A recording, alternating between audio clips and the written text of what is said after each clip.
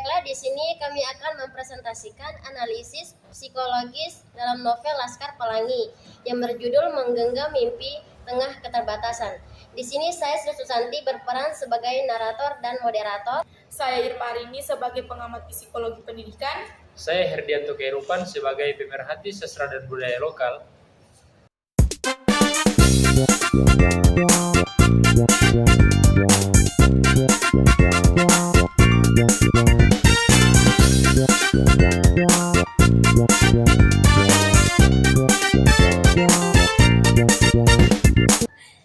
Halo semuanya, hari ini kita akan mengupas tuntas salah satu novel inspiratif karya Andrea Hirata, yaitu Laskar Pelangi. Tapi bukan sekedar membahas ceritanya ya, kita akan menyelami aspek psikologis dan nilai-nilai sosial yang terkandung dalam kisah ini. Betul Santi, Laskar Pelangi bukan hanya cerita anak-anak miskin yang ingin sekolah. Lebih dari itu, ini adalah potret bagaimana jiwa-jiwa muda bertahan, bermimpi, dan berkembang meski hidup dalam keterbatasan.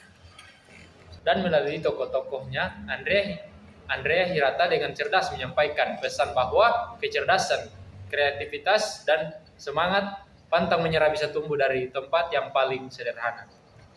Kita mulai dari tokoh Ikal. Irma, bagaimana kamu melihat perkembangan psikologis Ikal sebagai tokoh utama? Ikal adalah representasi anak yang penuh rasa ingin tahu dan cinta belajar. Dalam psikologi perkembangan Erikson, Ikal berada pada tahap industri versus inferiority, di mana ia membuktikan kemampuannya di tengah keterbatasan. Meskipun sekolah mereka nyaris roboh, Ikal menunjukkan ketekunan luar biasa. Ini mencerminkan resiliensi ketahanan mental dalam menghadapi tekanan. Setuju. Lalu bagaimana dengan Lintang Herdi? Lintang adalah simbol kejeniusan yang lahir dari kemiskinan. Ia menghadapi tanggung jawab sebagai anak sulung setelah ayahnya wafat. Secara psikologis, Lintang mengalami beban eksistensial yang disebut Viktor Frankl sebagai logesterapi. Dia mencari makna hidup melalui belajar. Sayangnya keadaan memaksanya berhenti sekolah ini, menggambarkan betapa sistem sosial bisa menerapkan potensi individu.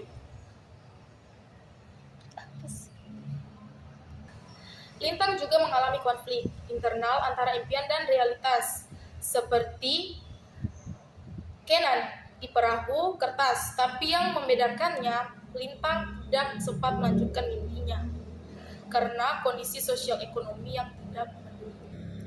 Ada juga tokoh Mahar yang nyentrik. Apa makna kehadiran tokoh ini menurut kalian? Mahar membawa warna dalam kelompok Laskar Pelangi. Ia mewakili anak yang berani beda, menyukai seni dan budaya lokal. Ia melawan stigma anak bodoh. Dengan kreativitas ini menunjukkan pentingnya menghargai kecerdasan menjemuk bukan hanya logika dan matematika, tapi juga seni dan sosial. Dan jangan lupa, Bu Muslima dan Pak Harfan, mereka adalah figur penting dalam membangun motivasi intrinsik anak-anak. Dengan penuh kasih sayang, mereka menciptakan ruang aman untuk belajar.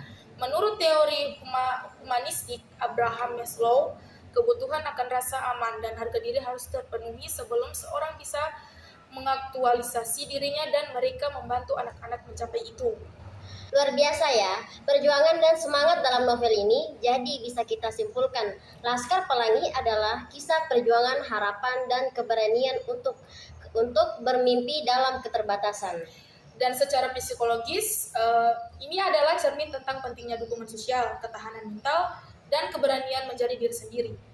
Laskar Pelangi mengajarkan kita bahwa kecerdasan tidak mengenal batas ekonomi, dan mimpi bisa tumbuh di tanah yang paling gersang sekalipun. Terima kasih sudah menyimak diskusi kami. Semoga kita semua bisa belajar dari Ikal, Lintang, Mahar, dan kawan-kawan tentang semangat, tentang pendidikan, dan tentang harapan. Sampai jumpa di diskusi buku berikutnya. Tetap semangat membaca dan bermimpi. Dah.